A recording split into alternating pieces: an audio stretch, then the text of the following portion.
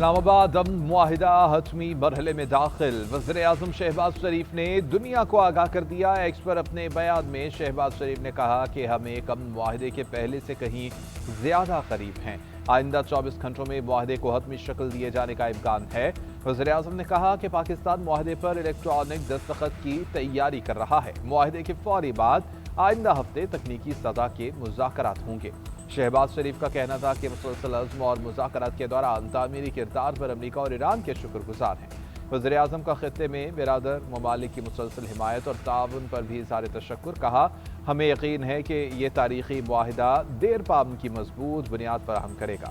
وزیر اعظم نے ex post امریکی صدر ڈونلڈ ٹرمپ اور ایران کے صدر مسعود پزشکیان سمیت امریکی اور ایرانی عہدیداروں کو بھی ٹیگ۔ امریکہ ایران مفاہمتی یادداشت 14 نکات پر مشتمل ہے۔ معاہدے کے متن پر سپریم سلامتی کونسل کو کچھ تحفظات ہیں۔ حتمی فیصلہ اجتماعی ہوگا۔ معاہدہ طے ہونے پر عوام کو اس کی ایک ایک تفصیل سے آگاہ کیا جائے گا۔ ایرانی وزیر خارجہ عباس عراقچی کا ایران کے سرکاری ٹیلی ویژن کو انٹرویو۔ کہا کہ مفاہمتی یادداشت پر ڈیجیٹل دستخط ہوں گے۔ ایران کا ایٹمی معاملہ فی الحال معاہدے کا حصہ نہیں ہے۔ ایران کے لیے یورینیم کی افزودگی کا واحد حل مواد کو کم سطح پر لے کر آنا ہے۔ عبوری معاہدہ ہونے پر ہی جوہری مذاکرات آگے بڑھیں گے۔ امریکی ناکہ بندی کا خاتمہ اور آبنہ ہرمز کو کھولنا عبوری معاہدے کا حصہ ہے۔ آبنہ ہرمز کا انتظام جنگ سے پہلے والے دور میں واپس نہیں جائے گا۔ ایرانی تلوار ہمیشہ آبنہ ہرمز پر لٹکتی رہے گی۔ لبنان سمیت ہر محاذ پر جنگ کا خاتمہ معاہدے کا اہم نقطہ ہے۔ ہم امریکہ کے خلاف جنگ کے فاتح ہیں۔ اب امریکی دھمکیاں بند ہونی چاہیے۔ کسی دباؤ میں نہیں آئیں گے۔ ایران کے منجمد فنڈز جاری کیے۔ ایران کے ساتھ معاہدے پر ہفتے کے اختتام یا پیر کو دستخط ہو سکتے ہیں۔ امریکی صدر نے بتا دیا۔ ڈونلڈ ٹرمپ نے ایرانی وزیر خارجہ کا بیان ٹروتھ سوشل پر شیئر کر دیا۔ امریکی میڈیا کا کہنا ہے کہ ایران کے سپریم لیڈر بھی معاہدے سے مطمئن ہے۔ نیو یارک ٹائمز نے لکھا کہ ایرانی ثالثوں اور عسکری حکام نے سپریم لیڈر کی رضامندی کی تصدیق کی ہے۔ یہ معاہدہ ایک وسیع علاقائی فریم ورک کا باعث بنے گا۔ مفاہمت کی یادداشت پر دستخط کے بعد ایرانی جوہری پروگرام پر مذاکرات کیے جائیں گے۔ وال اسٹریٹ جرنل کے مطابق تہران سے قطری وفد نے ایک نئے فارمولے کے ساتھ واپس آیا ہے اور یہ فیصلہ خود موڑ ثابت ہوا ہے۔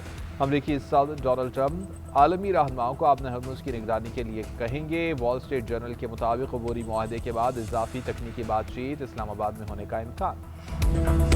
وزیر اعظم شہباز شریف کی اپوزیشن کو ایک بار پھر سے بات چیت کی دعوت۔ قومی اسمبلی میں خطاب میں کہا کہ اپوزیشن کو پہلے بھی کہا اور آج بھی کہتا ہوں کہ آئیں بیٹھیں، میثاق معیشت اور میثاق جمہوریت کی طرف بڑھیں۔ سیاست اپنی اپنی اور خیالات اپنے اپنے ہیں، لیکن پاکستان ہے تو ہم ہیں۔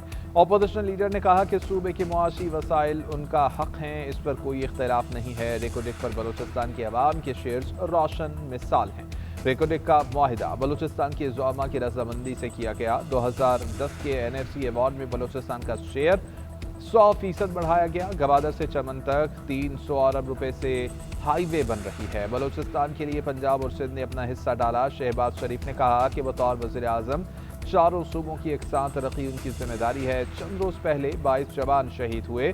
افسر اور جوان اپنے بچوں کو یتیم کر جاتے ہیں اور کروڑوں عوام کے بچوں کو یتیم ہونے سے بچاتے ہیں۔ ہمیں ان قربانیوں کا احترام کرنا چاہیے۔ بار بار کہتے ہیں بات کریں، مگر وقت اور جگہ کا تعین کیوں نہیں کرتے؟ کل ہی بات کر لیتے ہیں۔ چیئرمین PTI بیرسٹر غور کا وزیر اعظم کی پیشکش کا جواب۔ کہا کہ ایواد میں وزیر اعظم کو کہا کہ ہمارے سوالات کا ہمیں جواب نہیں ملا۔ سیاسی استحکام ہوگا تو ہی معاشی استحکام آئے گا۔ اکتوبر کے بعد تناؤ میں اضافہ ہوا۔ بتایا جائے کہ بانی PTI سے ملاقات آخر کیوں نہیں کرائی جا رہی؟ ہمیشہ مذاکرات کی حمایت کی، لیکن کسی کو مائنس کرنے کی بات نہیں ہونی چاہیے۔ کل بلاول نے درست کہا کہ گلگت میں نون لیگ کی صرف 3 نشستیں ہیں۔ پیپلز پارٹی بھی گلگت میں اسی طرح الیکشن جیتی ہے جس طرح انہوں نے میئر کراچی کا الیکشن جیتا تھا۔ اپوزیشن لیڈر محمود خان اچکزئی کی بھی حکومت کو بیٹھ کر معاملات کو آگے بڑھانے کی پیشکش۔ بجٹ پر بحث کا آغاز کرتے ہوئے کہا کہ غلطیوں کی اصلاح ہو سکتی ہے۔ شہباز شریف پارلیمنٹ کو مضبوط کریں، ایک معاہدہ کیا جائے کہ سیاسی جماعتیں ایک دوسرے کی ٹانگیں نہ کھینچیں۔ مخالفین کو جیلوں میں بند کرنے سے کچھ نہیں ہوگا۔ بانی PTI پر اتنی سختی نہ کریں کہ فیڈریشن صوبوں کو پیسے دیتی ہے لیکن وفاق نے صوبوں سے پیسے لے لیے۔ اسپیکر کو مخاطب کرتے ہوئے کہا کہ اقبال آفریدی کو آپ نے ایوان سے نکال دیا۔ اسپیکر قومی اسمبلی ایاز صادق نے کہا کہ اقبال آفریدی نے عملے کے ساتھ بدتمیزی کی اور گالیاں دیں۔ اگر میں اراکین پارلیمنٹ اور عملے کا تحفظ نہیں کر سکتا تو مجھے یہاں بیٹھنے کا کوئی اختیار نہیں۔ معیشت درستند میں گامزن ہے، معاشی استحکام سے گروتھ کی جانب بڑھیں گے۔ پاکستان معاشی ترقی کی جانب چل پڑا ہے۔ وفاقی وزیر خزانہ محمد اورنگزیب کی پوسٹ بجٹ پریس کانفرنس، کہا کہ بجٹ میں ایکسپورٹ کے لیے 70 ارب روپے کی اضافی سبسڈی دی، زرعی مشینری کے لیے کسٹم ڈیوٹی کو ختم کر دیا ہے، تعمیراتی شعبے میں ٹیکسز کو کم کیا ہے۔ بجٹ میں کوشش کی گئی ہے کہ تنخواہ دار طبقے کو زیادہ ریلیف ملے۔ نوجوان قرض اسکیم کا حجم 262 ارب روپے ہے، جس میں 125 ارب زراعت کے لیے ہے۔ وزیر خزانہ کا صوبوں کی جانب سے مرکز کی امداد پر اظہار تشکر۔ صوبوں کی جانب سے یہ سہولت آئندہ 3 مالی سال جاری رہے گی۔ ہمیں ترقیاتی منصوبوں کے لیے اب پرائیویٹ پبلک پارٹنرشپ کی طرف جانا ہوگا۔ سندھ حکومت نے پبلک پرائیویٹ پارٹنرشپ کر کے دکھائی ہے۔ حکومت صرف ان ترقیاتی منصوبوں پر بجٹ خرچ کرے کہ جہاں کمرشل طور پر کچھ موجود نہ ہو۔ ہم نے سولر پر ٹیکس لگانے کی کہیں کوئی بات نہیں کہی۔ جنہوں نے ذرائع سے خبریں دیں وہ ان ذرائع کا احتساب کریں۔ بجٹ میں تھرڈ شیڈیول کو وسعت دے کر مزید اشیاء شامل کرنے کی تجویز۔ جنرل سیلز ٹیکس کے نفاذ سے عام استعمال کی 36 اشیاء مہنگی ہو جائیں گی۔ ڈبے کے دودھ، ڈیری مصنوعات، خوردنی تیل، مسالہ جات، پلاسٹک کی گھریلو اشیاء، کراکری، سینٹری ویئر، پرفیوم اور سفری بیگز سمیت متعدد اشیاء کی قیمتوں میں اضافہ ہوگا۔ ہیئر آئل، جوتے، کیمرے اور ای سگریٹ بھی مہنگے ہوں گے۔ 36 اشیاء شامل کرنے سے 70 ارب روپے کی اضافی آمدن ہوگی۔ انتظامی اقدامات کے ذریعے 650 ارب روپے کے اضافی ٹیکسز محصولات جمع کرنے کا بھی پلان۔ فائنانس بل کے مطابق پرتعیش الیکٹرک گاڑیوں پر ٹیکس کی شرح میں اضافے سے 25 ارب حاصل ہوں گے۔ شمالی وزیرستان کے علاقے میران شاہ اور ملحقہ علاقوں میں سیکیورٹی فورسز کی کارروائیاں 21 خوارج کو جہنم واصل کر دیا۔ ہلاک خوارج میں 4 اہم سرغنہ بھی شامل۔ آئی ایس پی آر کے مطابق انٹیلیجنس بیسڈ آپریشنز کے دوران ہلاک خارجیوں کی مجموعی تعداد 48 تک پہنچ گئی ہے۔ آپریشن میں خارجیوں کے متعدد ٹھکانوں کو کامیابی سے نشانہ بنایا گیا ہے۔ دہشت گردوں سے اسلحہ اور گولہ بارود بھی برآمد کیا گیا ہے۔ ہلاک دہشت گرد متعدد حملوں میں مطلوب تھے۔ علاقے میں کلیئرنس آپریشن جاری ہے۔ صدر مملکت آصف علی زرداری، وزیر اعظم شہباز شریف اور وفاقی وزیر داخلہ محسن نقوی کا بھارتی حمایت یافتہ فتنہ الخوارج کو ہلاک کرنے پر سیکیورٹی فورسز کو خراج تحسین۔ کہا ملک سے دہشت گردی کے مکمل خاتمے تک ہماری دہشت گردی کے خلاف جنگ جاری رہے گی۔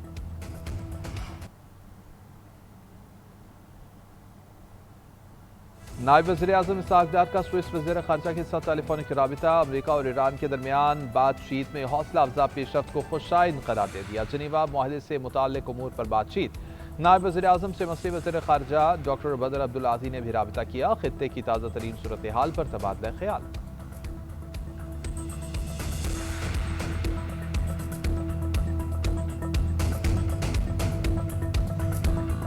امریکہ ایران جنگ کے دوران شہید ہونے والے ایرانی سپریم لیڈر آیت اللہ خامنائی کی تدفین کا اعلان۔ ایران کے سرکاری میڈیا کے مطابق شہید آیت اللہ خامنائی کی تدفین 9 جولائی کو مشہد میں ہوگی۔